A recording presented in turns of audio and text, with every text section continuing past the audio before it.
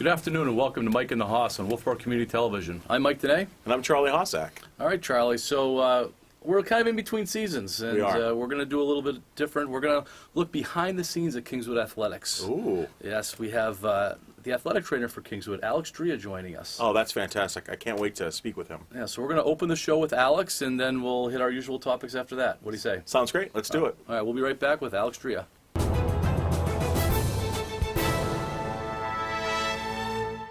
All right, welcome back to Mike and the Hoss on Wolfeboro Community Television. Joining us is Alex Drea, the Kingswood athletic trainer. Welcome, Alex. Thank you. We're really glad to have you. We're kind of in between seasons with the Kingswood sports, and we actually have been talking about this for a little while. We were looking for opportunities to have you down there. Somebody behind the scenes that keeps the athletes on the field. So, Alex, to start with, why don't you talk about your background a little bit? What brought you to Kingswood? So I went to Plymouth State, got my master's degree in athletic training at Plymouth State University.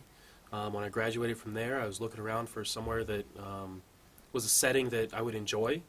I applied to a couple different settings and interviewed at them and wasn't really comfortable with the settings, the clinical settings where you're sitting more in a PT office and knowing everything that's coming in every hour of the day. And I looked at a couple of colleges and just the amount of pressure that's on some of the athletic trainers at some of the colleges. It's almost like you're working, you're being forced sometimes to kind of put pressure to get somebody back a little bit sooner. And the high school seemed like a great setting to work in, where I get to know the athletes and the coaches and get to work side by side with the coaches instead of working for a coach. And Now, you said you went to Plymouth State. Where did you go to high school? high school, I went to Ross High School it's just outside Cincinnati, Ohio. So how did you end up in Plymouth State? When I was looking at master's programs, there are only a few schools that had the master's programs that I was looking at, and Plymouth State was one of them. And when I talked with the faculty there, they were great to work with. They were willing to work with me on getting the financial aid set up, on figuring out how to get through the application process and everything there. So I came out to Plymouth State. That's awesome. March, as you probably know, is National Athletic Trainer Month. It is. So we're celebrating Alex Drea all month long. So we didn't bring you any special gifts, but thank you. Thanks for joining us. Just talk a little bit. I mean, we've known each other for a few years, but can you just kind of talk about, from the athletic training perspective, what are your daily challenges when you're in season? The daily challenges, the biggest one is time. I'm responsible for all of the athletes at the high school and the middle school, their health care, preventing injuries, treating injuries that have happened, evaluating new injuries, and trying to get that done and getting the people out to practices that can be at practices in a timely manner is difficult when you've got 300 athletes that you're responsible for. Sure. That's really I think the single biggest challenge I face.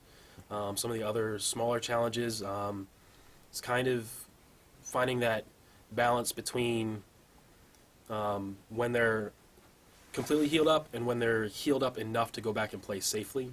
And finding that line is kind of difficult sometimes. Sometimes we start to move somebody back to playing and then start to get a little bit worse, and it's a little bit discouraging for the athlete when you have to say, no, we pushed a little bit too fast, so let's back off a little bit. We're going to have to pull you back off the field for another week or so. Sure. Now, I know that, you have an incredible amount of training. Do you work in collaboration with other medical professionals? I do. So as an athletic trainer, I have to work underneath a team doctor. Okay. According to the state of New Hampshire, and it's similar in a lot of states, I have to have an overseeing doctor that kind of signs off on everything that I do. Gotcha. Do you find that, I know my boys have, or my son and daughter at this point have seen you, unfortunately, more than once. Do you find it difficult that you have to be the resistance from getting the kids back on the field sometimes, or is it the other way around, that you tell the kids that they're good to go, but they have apprehensions of going back? A little bit of both. It depends on the athlete a little bit, and the parents a little bit. Sometimes I face resistance, sometimes from parents, sometimes from athletes, going both directions. But when you get a chance to kind of sit down with them and say, okay, this is what I'm seeing, this is why I'm making that decision, a lot of times people will kind of come around, and because you're willing to have that discussion and say, this is why. It's not just an arbitrary decision that I think that your son can't go back and pitch. It's because if he pitches, he's going to tear his elbow and he's going to have surgery and be done for the season, whereas if we rest it for another week, he he could potentially be out there and pitch the rest of the season without a problem. Now, is it what you say a recommendation, or do the coaches need to follow it? Like in professional sports, the trainer has the last word often. Yes. Is it the same way at Kingswood, where do you have the last word? Do you have that kind of authority here? Pretty much, yes. Okay. When it comes to the healthcare of the athletes, I kind of pretty much get the final say. Good. Especially when it comes to holding somebody out. Mm-hmm. When it comes to putting people back in, it's more a collaborative effort. It's one of those things where anybody can say no, but everybody has to say yes. Okay. That's neat. No, one of the buzz things, obviously, that's been going around for past few years because of the NFL is concussions. And obviously we see concussions in all sports, not Yes. just football. Can you talk a little bit and kind of educate our viewers about concussion protocol and what you are able to do for our athletes and what happens to our athletes if they go into this concussion protocol? So the concussion protocols vary a little bit based on what institution and what league you're working with.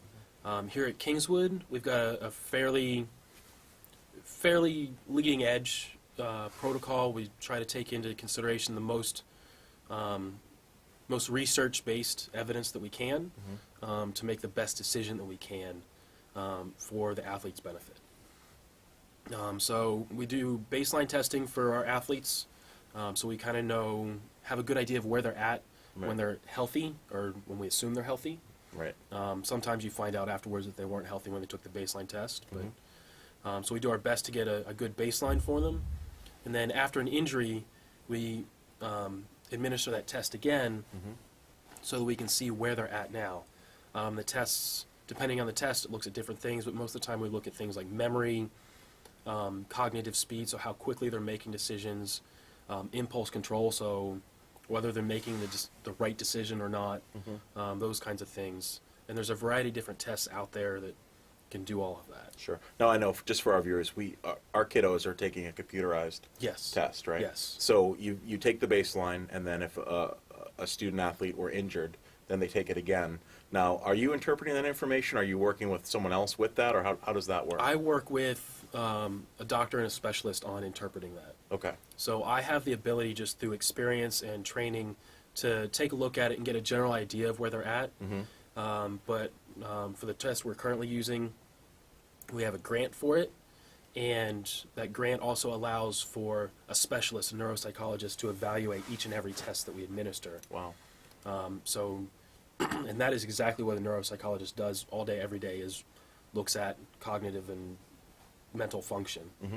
So they're the right person to be evaluating that, and then that specialist then gives me feedback based on what they see on the test. Right.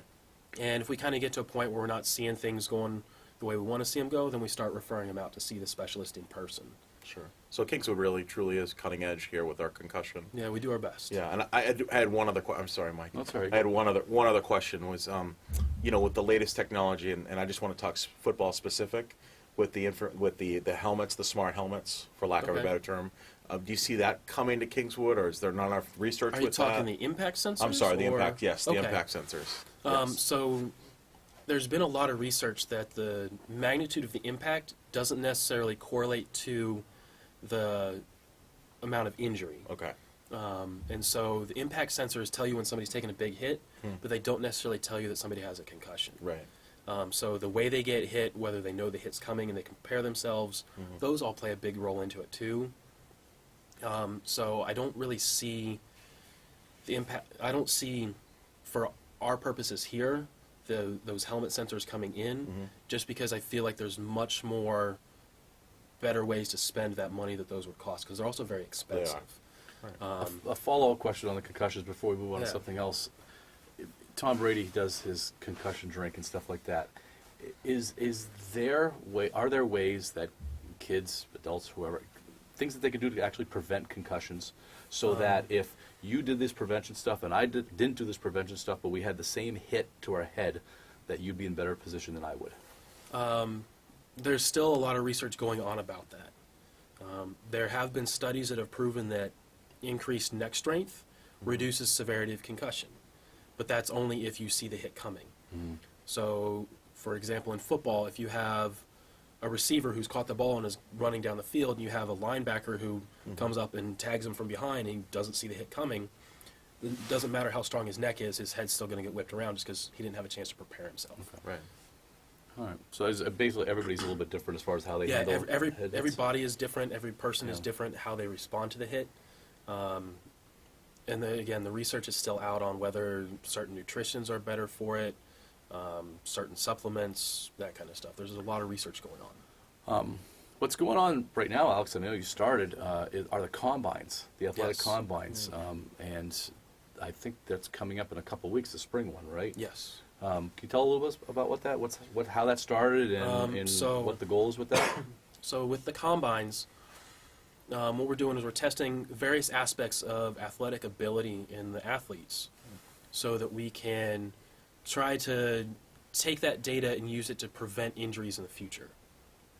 That's my goal with it, is to, after a few seasons, to be able to look at that and say, okay, so the majority of athletes that scored low on the squat score now are having knee injuries, or those that scored poorly on the balance portion are having ankle injuries. So we can start to try and do some prehab, some preventive exercise to kind of keep those injuries and reduce the number of injuries. Okay. What are the types of exercises that they're doing for the combine? So there are 9 different tests Okay. that we're doing. Let's see how many I can remember. Well, off that's the why you top don't of have my to do head. all 9. But we're looking at like bench press, squat, balance, mile run, 40-yard dash, an agility test to the left and right. So you're looking at see if there's an imbalance left and right. Sure. Vertical jump, a 2-minute crunch test. And you're starting these. With freshmen, you're starting with freshman athletes. Everybody's doing all grades all are of our doing it. student Everybody's athletes. doing it. Okay. Is this cutting edge? Is this something that's happening at other schools, or is Kingswood out front with this combine stuff? I don't know how much it's happening at high schools, but a lot of colleges have been doing it just as part of their individual team tryouts. So the first couple of days they do these combines, and then they look at those scores, and the people that are more athletic get higher scores and are more likely to be selected for the team. We're not using it necessarily for that, but there are a lot of other tests out there. There's one called the functional movement screen where you can look at how somebody's moving and kind of use that as a predictor for potentials for injuries. So we're kind of doing a similar kind of thing with that, but just it's a little less specific training and it's a little more over all the different athletics. That's exciting. That's exciting. I don't think everybody knows, by the way, that you were in the military. So, For a very short period of time, yes. yeah. So I wanted to thank you for your service. Thank you. And then the other thing is, our viewers may not know, is you have a family I do. and a very long commute. Yes. And so, just wondering how are you able to, because you're always here, but how are you able to kind of, this is more of the personal question, balance your personal life with your career? I'm still working on that. Okay. That is something a lot of athletic trainers We struggle all with. are, Alex. We all are. Because in the athletic training profession, a lot of us got into it to help the athletes.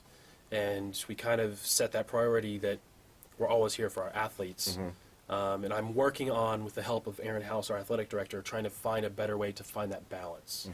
And Aaron has actually been a great help for me in working to find that, Sure. as he's got some of that experience himself. But trying to just take the weekends and have the weekends for just the family and Right. not focus on trying to get stuff arranged and caught up on reports and that kind of stuff over the weekend helps. Sometimes it's tough. Preseason in the fall, I'm here a lot of hours just because there's all the teams are going at different times. But I try to take time and set time aside for my family and to get things focus on home when I'm home. So Well, we're in between seasons, so hopefully you're taking advantage of a little bit extra time right yes. now. Alex, both Charlie and I coach in the system, and we both have kids that are in the system, and I know both of us are very thankful that you're part of the Kingswood program and Thank you. Kingswood family. So thank you for what you do to help these guys and girls. I believe that Kingswood is a better athletic program because you're here. Thank you. Absolutely. Thank you. When we're blessed. There aren't many schools that have a full-time athletic trainer. Yep. No, they're not. And I know you do many other things as well, which we're really grateful for. I guess my last question, unless you have any more, Mike, No, I don't. just what can, and this is more of I think, personal question for us. What can the coaching staff do to help support you or to continue to support you as our athletic trainer? Just be observant. If somebody looks like they're not at 100%, kind of take a look and see if you can kind of figure out if they're just having an off day or if maybe they've got banged up a little bit and are trying to hide it. That's the biggest thing, especially with concussions we're fighting right now, is the athletes are trying to hide it, because if you have a concussion, the only way to really get that better is to stop playing and focus on healing up. And what athlete wants to sit out? Sure. So that's the biggest thing, and being a little bit proactive as a coach can save a lot of time on that recovery end for the athletes. Will do. Awesome. All right. Well, thanks again. All right. Thank Yes, you, Alex, for appreciate it. coming in. Thanks for having me on. All right. We'll be right back. Mike and the Hoss.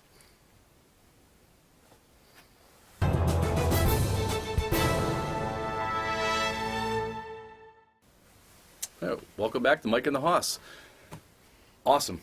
Hearing Alex talk about his program.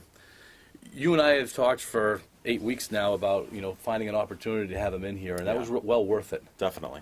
For the people that are watching at home, to see what Alex does behind the scenes. And I told you, both my older daughter and Sam Sure. have spent a lot of time with Alex, unfortunately. Yeah. But I feel fortunate that there's somebody there looking out for them. Yeah.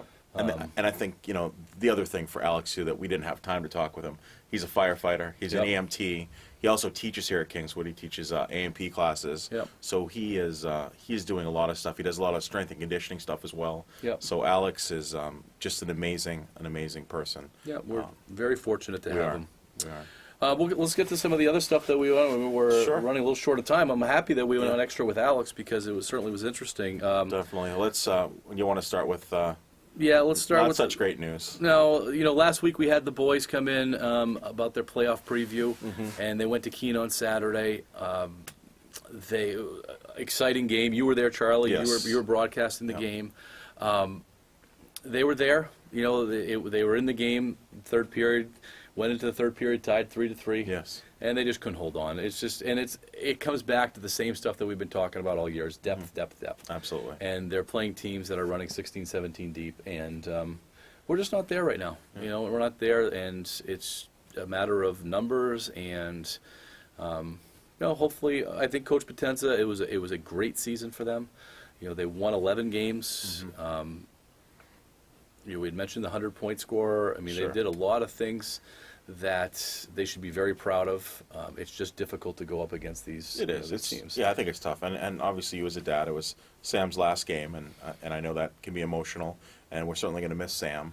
But also the future, for this team looks great. I mean, we've got some great goalies coming up, and some players that are going to make an impact. So, I say this all the time. It's becoming my catchphrase, but kind of the future is bright for Kingswood hockey, and it was disappointing. And it's hard. You take it personal, and I felt it, and it was an emotional loss. I mean, they didn't quit. They didn't quit. Nope. So, Oh, they did. but it was a good season. So if we want to stick around with a little bit of bad news, we could talk a little bit about the Celtics. But last week we actually got called out by some of our viewers. Yeah, they said, "Have you given up on the Celtics so soon?" And they just came up with two great wins. They beat Golden State and they beat Sacramento. And a lot of talk about this plane ride west. And you've played on plenty of teams. I've played on plenty of teams. Sometimes getting away from home is the medicine that you need. Right. And so a lot of talk about this plane ride, that they kind of had an airing of grievances. Gordon Hayward came out with a black eye. We don't know how they get the black eye. Yeah. But, out of that game, they seem to change their whole attitude. Obviously, they changed their play, but did the attitude come first? They were rooting for each other. Right. They weren't being as critical with each other. The emotion seems to be like night and day. Gordon Hayward's playing more minutes. He is. He's playing more minutes. They look like they're having fun. Yep. I saw a couple stats on Hayward that, and I might be a little bit off on some of these things, but when he takes 10 or more shots, they're 11-1. Okay. If he plays 20 or more minutes, they're 19-4. Okay.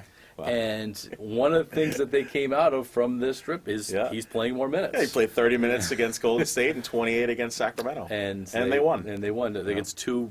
Obviously, Golden State's a real good team, and Sacramento's in Yeah. fourth place, I believe, in Absolutely, the West, yeah. and that's legit. So, who knows? We'll see if they can hold on to it.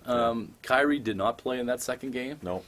which I was a little disappointed to see. They play tonight, I believe. They play LeBron tonight. Yeah.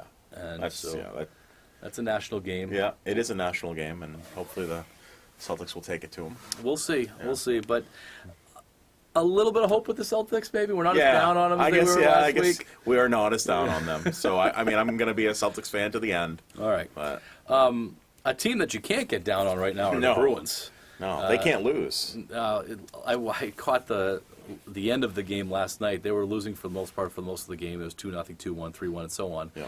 And so I finally got home. I turned on the TV. It's 3-2. There's maybe 3 minutes left in the period in the game. Game, yeah. Florida doesn't touch the puck. They don't touch the puck for the last 3 minutes Right. of the game.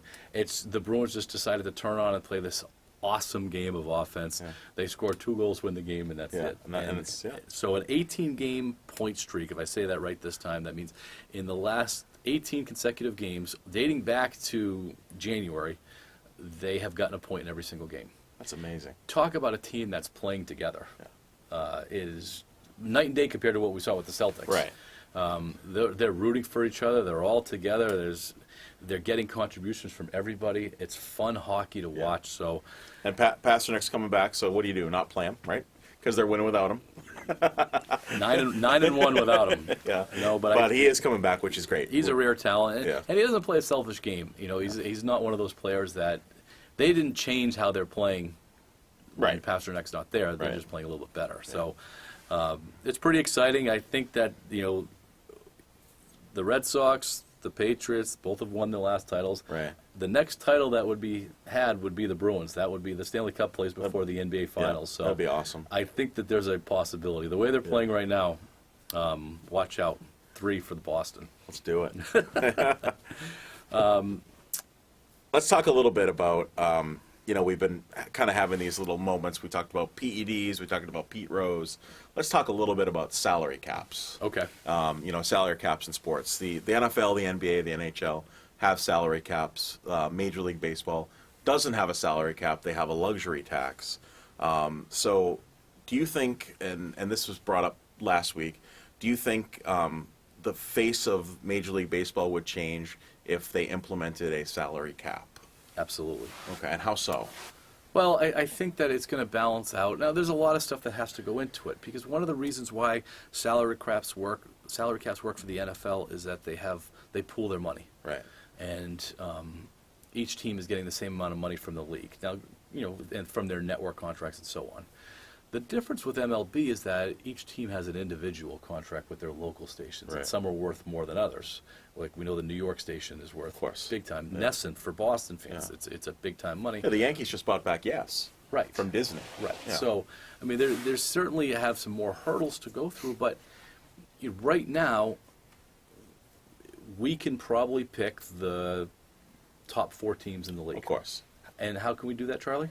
Based on the money that they spend on the team. Exactly. Yes, So yes. is that good for the sport when, the Pittsburgh Pirates, all the Pittsburgh Pirates have, have They've had pretty low payroll and they've had some success. and Tampa, Yeah. but they and you'll haven't jump back to 2002, right? Moneyball, Yes. Oakland A's. Yes. So But now everybody's trying to do something like that. Sure. And ultimately, Moneyball worked great. The only team that's won with Moneyball has been the Red Sox. Yeah. Because they had the salary to implement every aspect of it. right. I do think it would be better, but I also think that they need to think about a minimum too, because I think there's teams that are in MLB that get by with paying the least amount of money, Yeah. and they've become this glorified farm system for the rest of these teams, and they're still making money. Well, you look at the Rays. So the Rays last year, 2018, $68 million payroll, compared to the Red Sox, who were the highest in the league with $227 million. So that's quite a discrepancy. In the same division, Yep. I'd like to see a better salary cap than they have now than the luxury tax. I mean, each one of these things are a little bit different. One thing I like about the NBA is I like the bird rule in NBA, where a player that is in your system, you can sign him for more if you keep him. Right. Then rather than they go out and to test free agency. Right. I think that I like to see guys play their whole careers in a town because they become part of the culture of that town. Right. And the way things are now, baseball, any of the sports, they don't do that. They don't do that very There's seldom. no loyalty to that team. No, and we see it a ton in the NBA. Right. So I do think it needs to be looked at. 227 million compared to 68 million, though. The Rays are underdogs every time they come here. Right. And I don't think that that's necessarily good for baseball. No. And it's not based on necessarily as much as talent, it's based on their resources to put talent on the field. Right. What's beautiful about the NFL is that they all have the same resources to put teams on the field. And it comes down to coaching and choices at that point, Right. which is what you want it to be. Flipping real quickly to hockey, Kingswood has a difficult time competing against St. Thomas because they're playing under this different set of rules Right. than Kingswood is. They're able to recruit. They're able to get kids out of their division. So Kingswood had the disadvantage before the kids even step on the ice. Is that good for our Division II hockey? Probably not. No. Probably not. It And don't probably get me started frustrates- on that because I I think there know. should be a private school. Oh, there is a private school league. There is. So they could go play St. Thomas and Bishop Girton and Bishop Brady. There's a league for them. All right. So, Charlie, we got a couple minutes left. Sure. The Red Sox are in spring training. They're not doing very well, but as my youngest said last night, does spring training matter? And it's not really. No. In baseball, it doesn't really matter. But, Right. they have some decisions to make, namely, who leads off Right. for the Sox. Yeah, we had been talking about that, and I think I'm still leaning towards Benintendi.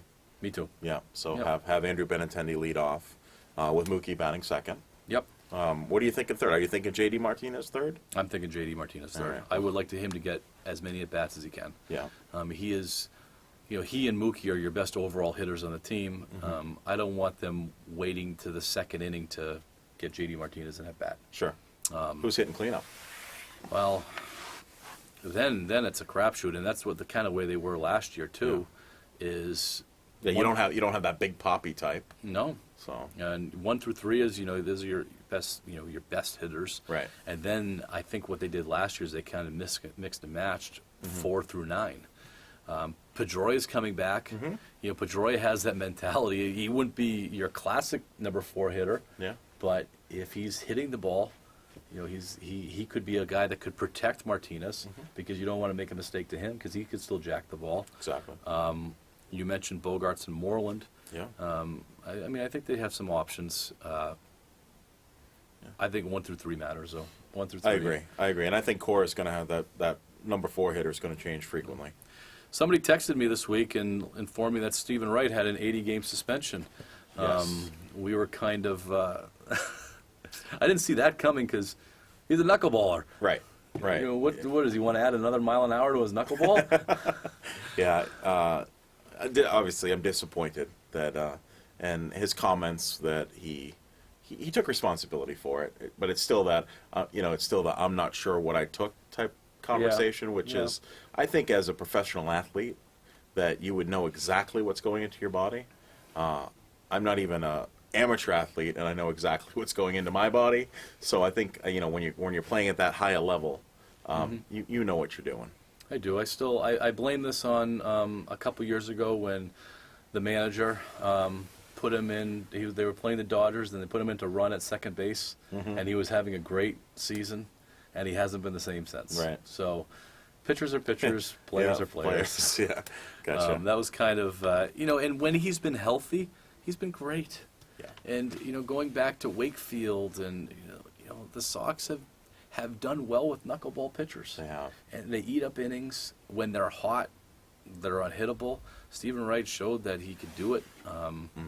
It's too bad in 80 games. That's kind of a tough stretch to come back from. Yeah. Well, we're just about out of time, Mike, but kind of leave it at this. Gronk's condo is for sale. Does that mean he's retiring? My gut says that he would have announced he was retiring by now. Okay. That's what my gut says.